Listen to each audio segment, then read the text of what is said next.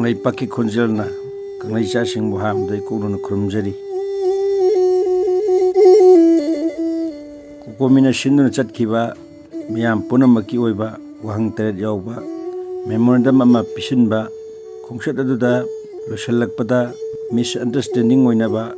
thodokra thokrabasu mai Pakna COCOMI ki rili Pangthokhi misunderstanding tholiba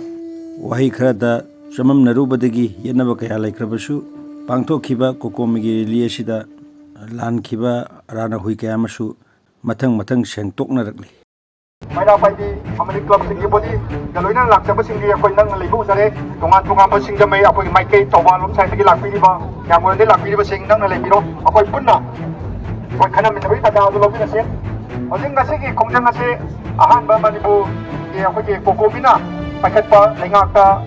akoi wang pisan ba nomit adna koi maike khuding degi tongan ba maike mayam degi missionary akoi national highway akoi Pakna sigi bading de laiba lirong makirom dagi laiba koi kupsana taba thagol banlom dagi uri bolom dagi kurai rom dagi tungan ba wakairom dagi missionary aduna makoi gi mission bagi mawong ase okay ahan bagi oina de ekoti poska sanba yaroi haiba mafam aduda lepa ba matungda mayam dagi lakti ba singa dagi masi COCOMI na koi bai dagi ba apun mawang adu pudana ni pagenti hakalaga Daingak ni baru ibu makan dah kau nak pergi macam ni bah, macam orang tu kau taikan le, atau dia nasi kau ni dia tu nak kau, aduh halat tu kau ngai minara ka,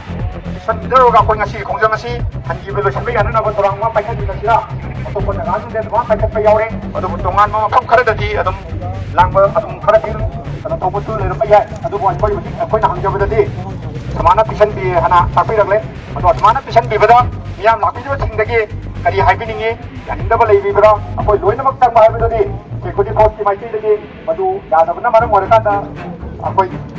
sekudi macam ni happy ni sih, di panjang ni tapi lagu, makoi nama pun tu yang apa pusen, jadi ke, aduh kecil tu pisan bidam mau, aduh kam, mayang ni masih dilihat sih, lu sampai yang apa yang aku muda tapi lagu, aduh ikut, sekarang ni lebih nasi ke. Ibarat iski jaga ni, kurai di jaga tu so, ikut kismane tahu ni, uripo di jaga tu so semai tahu ni, buaya thong tu so semai tahu ni. Kaisang thong tu semai tauri, ya school tu semai tauri. Aduna hari bohang singse, masih orang singse orang cah hangna bang dongta. Aku sanction je na, makai kutung di lakoni. Adu bo, aku sanction bahasa, hangna bang dongta, mangda, maya mamale bire. Masih aku bukan neraga, aku sanction je, hai bra. Oh, nate hai neraga, aku ngasih pani bo wahang maya singse. Hangna bagi damakta, mipung kudum hangmana terkesu, lakpi ni ba, lekai ni, organisasi mana lakpi ba lusing masinggi, ima, ibel, aduga lusing makar thadalaga, mokoina, akoina pami ba sibuk tawaida, khairam maga, sanghaluraga, gari hai ba dota sila hai ba ma, sigi wahang je hangako matamda, ima kudu marup singda, wakan kalam maya ba kari wakan naga da, huji sumaina, akoina kurai da, huji jam sakchale. Kurai da milising puthang ne adubo sumaina lauringi tajada lusing basina hai bachingi opposite ta kana gumba song badigi pin da badigi lengak sida ayu makka paramdi tamningi hai bagi wakhal du mang tharaga akoi pa ne poto phangna ba holo tamda kurai da kenu ge ba tamda kurai dum che kai ne nomai ka pe bombra togai yar gas ka pe imai be lai bombra sinche sinfo khangna na le adugi thibamji awabadu oihenjaga onatraga aikoina lusing basing thajaraga lakpiriba lekai kai kumatraga akoigi lakpiriba kurai coating body gi longpal gi khongman gi apugo gi lakpiriba mayam ne lideri ne khanbiriba mayam sudo makoi khare sangalasi aisu yoge haina laga aduna sangmagi dongdabale ngadi aikoina pame photo hayalursi aduda aikoina sinaba mayam ti sinarasi aduna tibida aikoina adudi ngamdaba khodarsi tawrasi open secret news che sibai legele chanu dagi daga lodi aikoini hingma sibigi wangda labne ba adu ko sigi daga mayam chukina asa hajubudo wakan philang khandaraga democratic oibu khongjang ma sanction ji haina lakpanina democratic wangda online balance chine ruba tarugadi aikoi lan dog jaragadi imai bi ja hana thadon da ba imai bi ja halo harga ku tawse ba lan dog jaragadi ꯀꯥꯟꯅꯗꯦ ꯍꯥꯏꯔꯁꯤ ꯀꯩꯁꯨ ꯀꯥꯏꯗꯦ ꯑꯗꯨ ꯄꯣꯠ ꯂꯩꯕꯅꯤꯅ ꯍꯧꯖꯤꯛꯇꯤ ꯏꯃꯥ ꯏꯕꯦꯜ ꯂꯩꯕꯅꯤꯅ ꯉꯁꯤꯒꯤ ꯑꯣꯏꯅꯗꯤ ꯗꯦꯃꯣꯀ꯭ꯔꯦꯇꯤꯛ ꯑꯣꯏꯕ ꯄꯣꯠꯇ ꯆꯪꯁꯤꯟꯕꯗ ꯀꯔꯤ ꯀꯥꯏꯕꯒꯦ ꯍꯥꯏꯕꯗꯨ ꯑꯩ ꯃꯤꯌꯥꯝꯗ ꯍꯪꯖꯔꯤ ꯑꯩꯒꯤ ꯃꯤꯡ ꯊꯦꯡꯕꯥꯏꯖꯝ ꯗꯦꯕꯂꯥ ꯇꯣꯛꯑꯣꯡ ꯂꯩꯀꯥꯏ ꯈꯦꯇ꯭ꯔꯤꯒꯥꯎ ꯀꯦꯟꯗ꯭ꯔ ꯏꯁꯥ ꯀ꯭ꯂꯕꯅ ꯀꯣꯟꯕ ꯃꯐꯝꯗꯒꯤ ꯂꯥꯛꯆꯕꯅꯦ ꯑꯩ ꯖꯣꯏꯟ ꯁꯦꯀ꯭ꯔꯦꯇꯔꯤ ꯑꯣꯏꯅ ꯇꯧꯖꯕꯅꯦ ꯑꯩ ꯑꯣꯅꯔꯦꯕꯜ ꯁꯤएम ꯎꯅꯕ ꯆꯪꯖꯔꯨꯕꯅꯦ ꯉꯁꯤꯒꯤ ꯀꯩꯅꯣꯁꯤꯒꯤ ꯑꯩꯈꯣꯏꯒꯤ ꯃꯔꯤ ꯂꯩꯅꯅ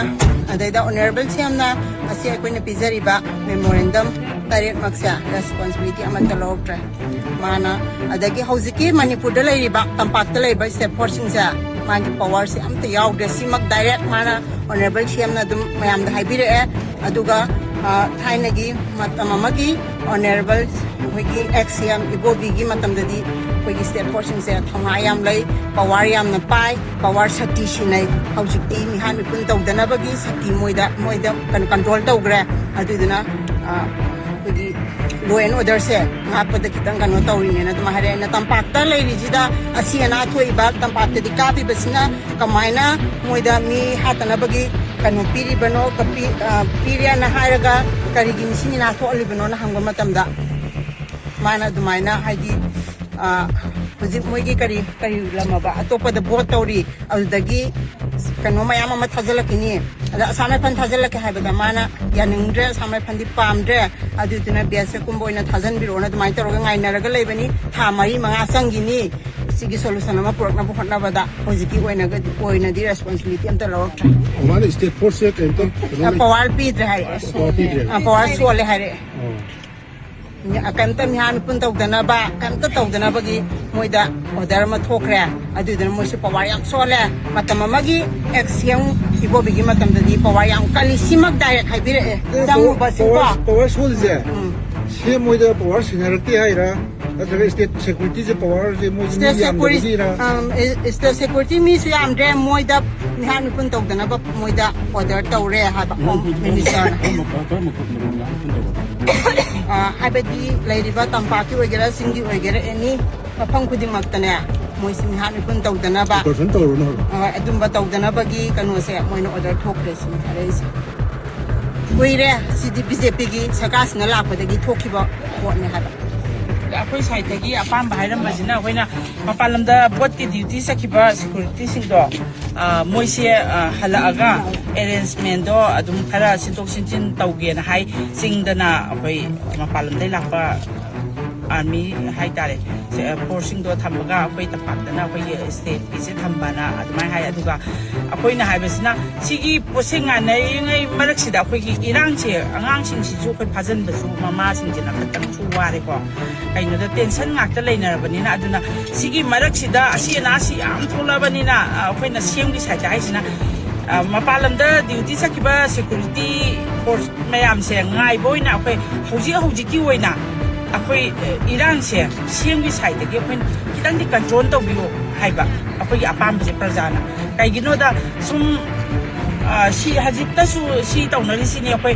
ममासिंगसु इसासिंग थोबनिना मतुंग इनरे इसासिंगसु ज्ञान ताबा ngakta ओइदि ज्ञान ताबा खरा तारे तादबनिना साइडगी अखोइना सी तौनुनो हागा मोइना साइडै कारण लमा तौनी अदै ममासिंगसु टेंशन ngak लेबनिना अखोइ कसु नतबदा अखोइ मैतै मसेनसिदा अदुम येंथिनरगा इरांग सागनना लैरगा अखोइ पुंसि सुमांगनि असोपन सोइनाया लैनि अदुना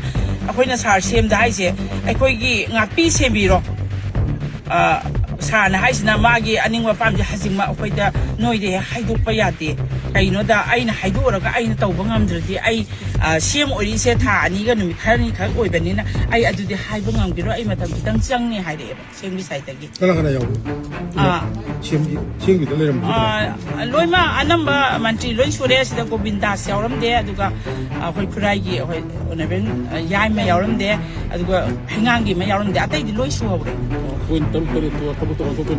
ओन्थोकने हाइबसे मोइ हजिक खोइदि खितंग थुममल्ली आई अदुगी पोतो हाइदोखिरोगे हाइ माने आइसु ओइबा कुइदि आइसु लाइक तंबगुमने अदुना आइसु मयाम मंत्री मयाम सिगा खनरगा मोइदे सजेशन लौगा आइसे तौबा याबदि तौगे अदुबा हौजि खोइदि नोइदा हाइबसे आइना ngamदे आइना हाइरुगा तौबा ngamद्रगादि प्रजाने ꯑꯩꯈꯣꯏ ꯋꯥꯔꯧꯅꯤ ꯍꯥꯏꯕꯩꯅꯦꯕ ꯑꯗꯨꯗ ꯑꯩꯈꯣꯏ ꯍꯥꯏꯅ ꯍꯧꯖꯤꯛꯀꯤ ꯏꯔꯥꯡꯁꯦ ꯁꯨꯃꯥꯏꯅ ꯁꯨꯝ ꯇꯧ ꯂꯩꯔꯒꯗꯤ ꯑꯩꯈꯣꯏ ꯁꯤꯁꯨ ꯁꯤꯅꯤ ꯁꯣꯛꯁꯨ ꯁꯣꯛꯅꯤ ꯁꯨꯐꯝ ꯆꯥꯐꯝ ꯑꯉꯥꯡꯁꯤꯡ ꯏꯆꯥꯁꯤꯡ ꯂꯥꯏꯔꯤꯛ ꯂꯥꯏꯁꯨ ꯇꯝꯕꯁꯨ ꯑꯝꯇ ꯐꯪꯗ꯭ꯔꯕꯅꯤꯅ ꯁꯤꯗ CMꯒꯤ ꯁꯥꯏꯠꯇꯒꯤ खितंग कंट्रोल तौरगा शांति खितंग लेनबसे मतम सि होटनबियोना अखोई अपाम हाइरमेबा इन के तो आई नोमाइथेम ओंबी मेम्सना आई मोरांग काबु सजेम मखा लेकाई वुमेन वेलफेयर एसोसिएशन सेक्रेटरी